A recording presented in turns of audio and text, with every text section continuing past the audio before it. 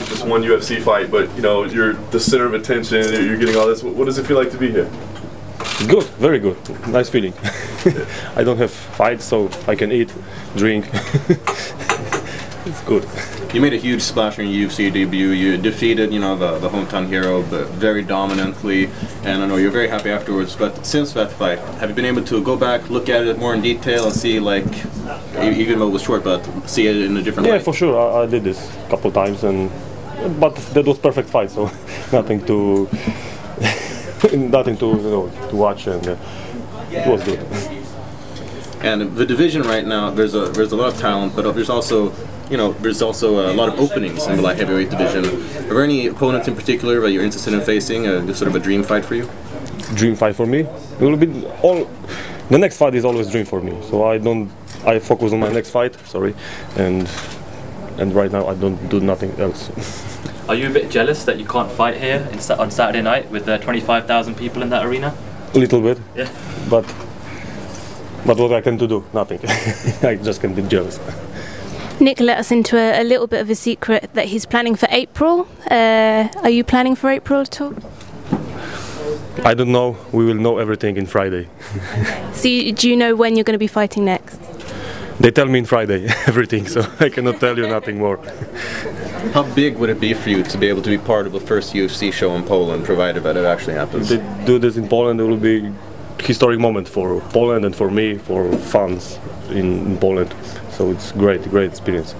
And I understand you're very popular in your home country of Poland. How many fans do you think would be there specifically to see you perform? Everyone. I know you can't talk about when you're going to fight next, but just out of curiosity, what do you think of Jimi Manuwa and what he's been able to do in the UFC so far? Bizarre question. He is a good fighter, yeah. Good striker, yeah, good fighter. How do you think, if you were to potentially fight him one day, how do you beat a guy like Jimi Manuwa?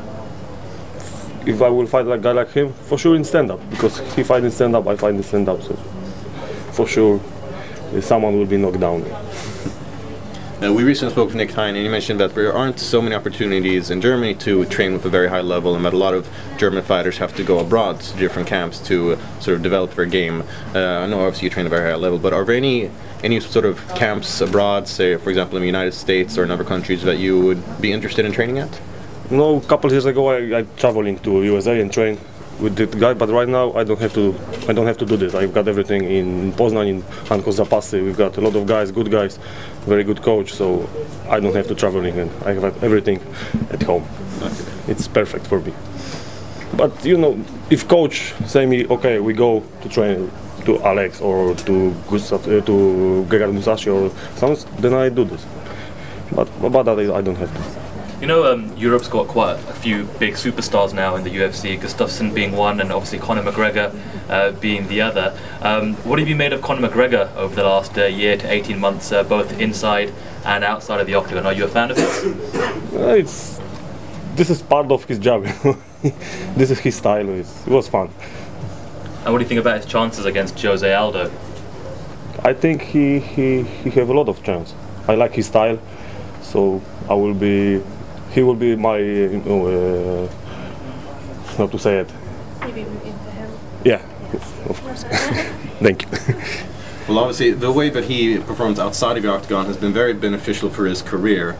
Some people criticize him as being disrespectful or such, but obviously him making a lot of noise has paid off for him. Could you ever imagine yourself kind of doing something similar, maybe being a bit more cocky outside of the octagon? No, because I'm not a person like this, you know. I do my job in octagon, and when I step out the cage, I'm a different person. Okay. What would you say for the idea if UFC starts the fully European Ultimate Fighter? Would you like to be maybe international, like country versus country, maybe? So would you be interested in position of a coach? Why not? I think I'm good coaches, so maybe I will do good job and my team will win this. You consider yourself as a coach in the future, maybe after your career? For sure. When I finish my career, for sure I will be coach. Obviously, this fight against Johnson is very huge, but I'm a little bit curious as to next week's fight: Anderson Silva versus Nick Diaz. What are your thoughts on that fight, and who do you have picked as a winner? Anderson Silva win this fight. Very sure? Very sure.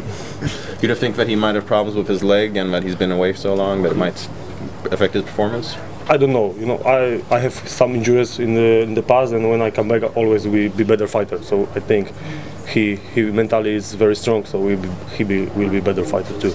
So how you feel about your injury from the past? Now you're healthy, but comparing to before injury and right now, how you feel about I feel that? great. It's nothing happened.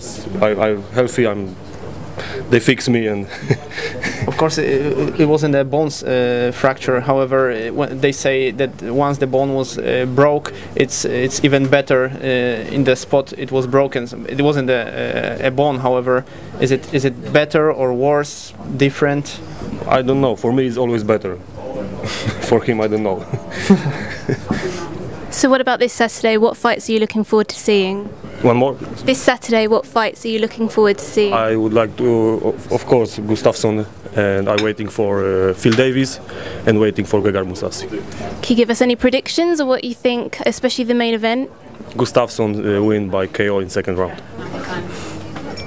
A lot of people are saying that Anthony Johnson is the most dangerous in the two first rounds, and that Gustafsson has an advantage in the later rounds because he has very good conditioning. If Anthony don't knock him down in first round, so Gustafsson win this fight in second round. This is my opinion. And you mentioned a little bit, so maybe training with Gustafsson and Austria. Is that something you'd be interested in coming up here and perhaps training a little bit with Gustafsson? For sure, it's close to my country, so we cooperate in the past, so we will be cooperating in the future for sure. Thank you. Thank you. Thank you.